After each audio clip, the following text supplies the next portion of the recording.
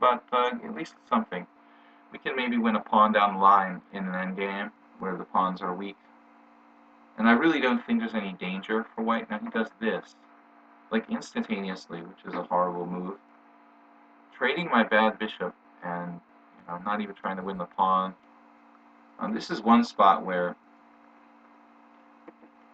I think trading the bishop pair, though almost always a good idea, is not a good idea. So, tricky spot now. I could play c6 with some sort of massive space advantage, but it's not clear how I would go about breaking through. Maybe taking on e5, sort of combination of c6 followed by d takes e5. When his rook is cut off from the queen side, and I can sort of try to take over the d file, trading queens and moving our rook to the d file. It's kind of interesting. It's very interesting, actually. I mean, what is he going to do if I do this? c6, pawn takes pawn, doesn't help. c6, knight f6. Yeah. So there are several options here, but I don't think that bishop g5 is going to cut it because he has h6, bishop h4, g5, and although that weakens his king side, it's not easy for me to exploit it with no knights on the board. Welcome everybody to the Twitch stream. So my plan here is to take and exploit the absence of his rook from the position, but actually, I may have been a little too optimistic, let's say, because if I take here, I really improve him structurally more than myself, and if I trade queens, he gets his other rook going back to a8 when I think he's okay. So I'm looking for a little more here. Maybe we just play bishop, do what I said I wasn't sure about. Bishop g5. It's an awful lot of weaknesses, if he plays h6 g5. Of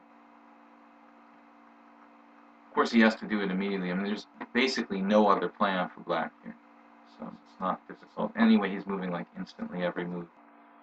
But he has weaknesses kind of across the board. He has a hanging rook on a6, which I think is going to be a factor.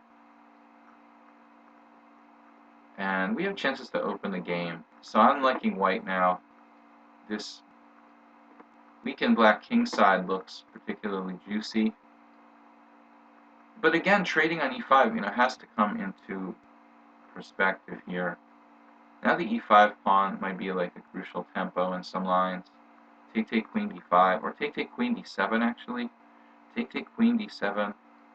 I'm a little concerned about trading queens and blockading with like knight e6 there. I can trade, but again, trading is double-edged. So h4 at some point would really bring his king side in better touch with reality. Let's play king g2, shore up some squares, stay flexible, and wait and see what he does. Rook a8, that's a practical move. Again, now h4 is interesting. h4, g takes h, g4. That would allow his knight into e6. Now, I've got to maybe play rook h1 here. Bishop e3 kind of invites f5. I don't want to do that. Maybe I should have traded on e5. Rook h1, f5. How about queen b3? Kind of a waiting move. Now, his king isn't comfortable really on the h file, is it? I mean, if king h8, rook h1. He just makes some strange moves. Okay, now rook h1. If necessary, I'll bring my other rook to the f file, I suppose. Now, black is playing like it's 2-minute chess, basically. So h4, opening up the h file.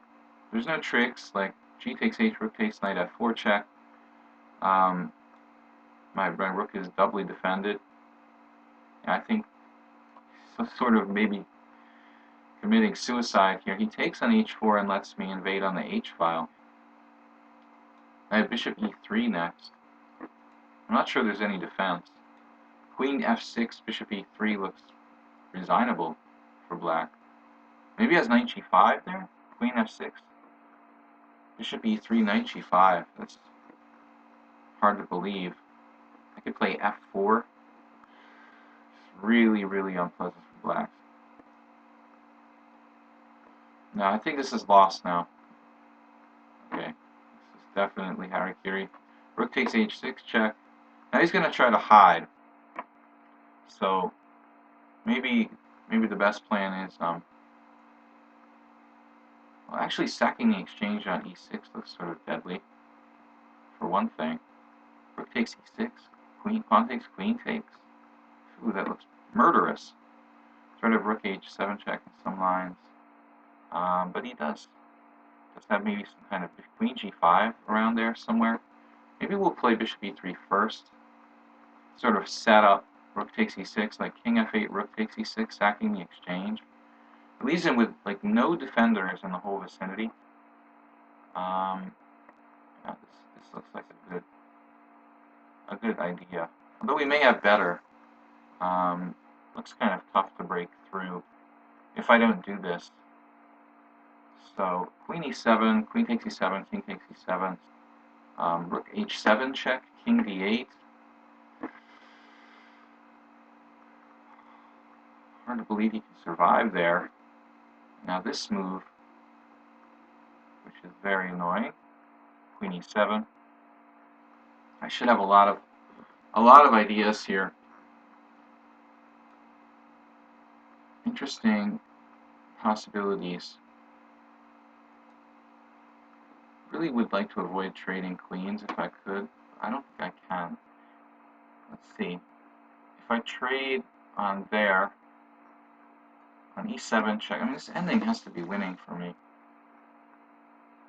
Welcome everybody to the stream. Playing some 15-minute chess here. Very fast Icelandic opponent.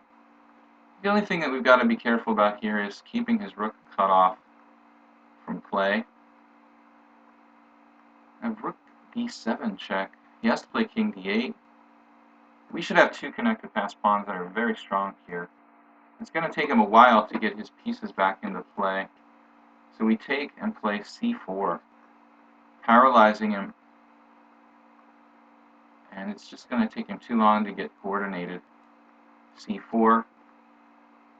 And he has no threats here whatsoever. I have f4.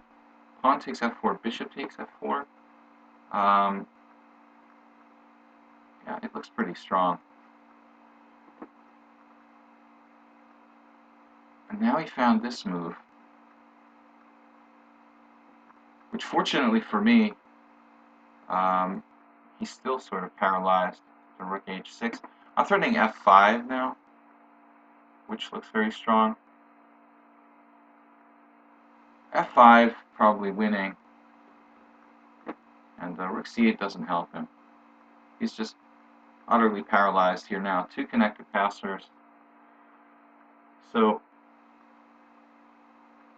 winning a rook f7, rook h8 check, resigns. Yeah, he's paralyzed. So that was an interesting game. Sort of played too quickly by black. Welcome everyone.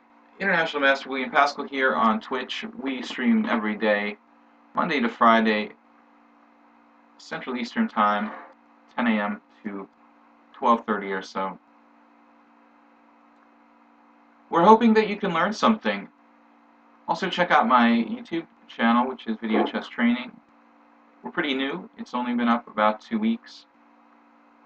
Already got a couple analyzed games, and we also upload the Twitch streams and analyze sometimes some of these 15-minute games. The more interesting ones, I'll be doing videos where we analyze what happened. Please submit your questions to the chat. We can talk about anything chess related. We had a couple rough blitz games, but we're doing okay in the 15-minute games. So I'm originally from the United States. I live in Hungary. I'm also a professional poker player, but we're taking some time off from poker, try to get back in touch with the chess side, and so far it's been a weird experience. I did a lot of video stuff before. I was a commentator at one point. We also made a lot of material for chesslecture.com. We still work for chesslecture.com, and recommend you check that site out. It's not free. You have to be a member, access the material over there, but I do recommend it. And we're going to try different stuff here on the stream. We're going to be playing 15-minute chess, 5-minute chess. In the future, we get more players. We'll do more experimental stuff. Chess 960. We might try to get a chess 960 game, actually. I haven't done that yet. I've talked about it, but I think this would be cool. Very instructive. I have to play Fischer Random. I prefer the name Fischer Random. I don't know why. We could do longer games, thought about 25-minute chess. An English attack stronger than the Carey's attack. Yeah, no, I think it's not, because if you think about it, this is something I have thought about. The Carey's attack seems stronger because you play g4 without having to commit to anything else, basically. It seems like the English attack generally depends on playing f3. So we're playing chess 960 here. The pieces are shuffled on the back rank randomly.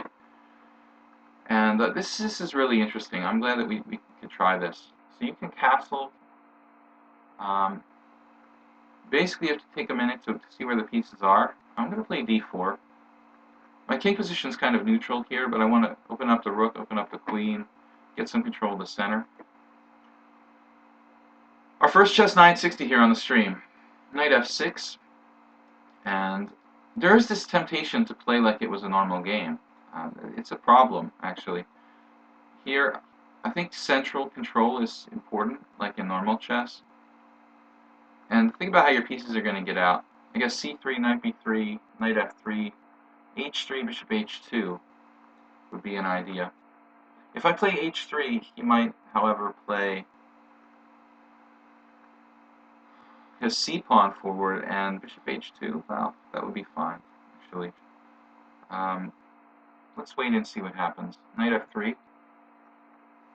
So welcome to the stream. I'm trying to read your name, but the green fluorescent is so hard for me. Fire.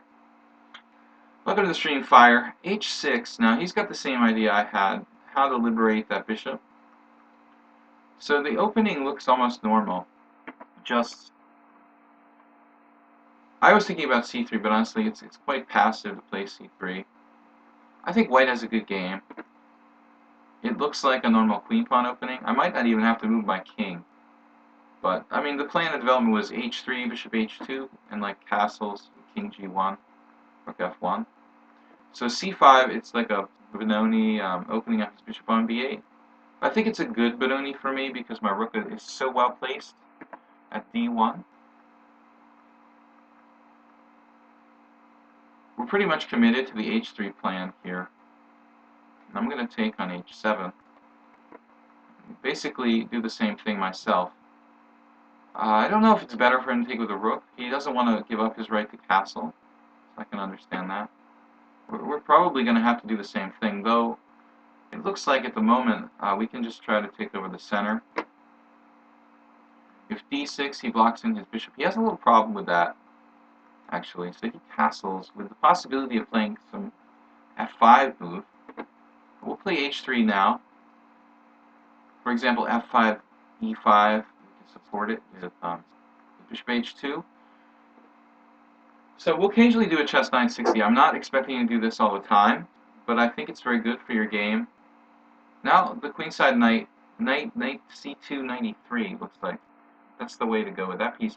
I've been waiting with the bishop h2, but I mean honestly, we know where that's going. Very, very small chance I could change my plan. Something like knight h4 here. Okay, b5 now. I'm not really concerned about this, though. Take. Yeah, actually, maybe I should be. He's got queen a6 here. So, it looks like he has some counterplay. Actually, this could end up being a problem. I think I'm going to have to sacrifice a pawn.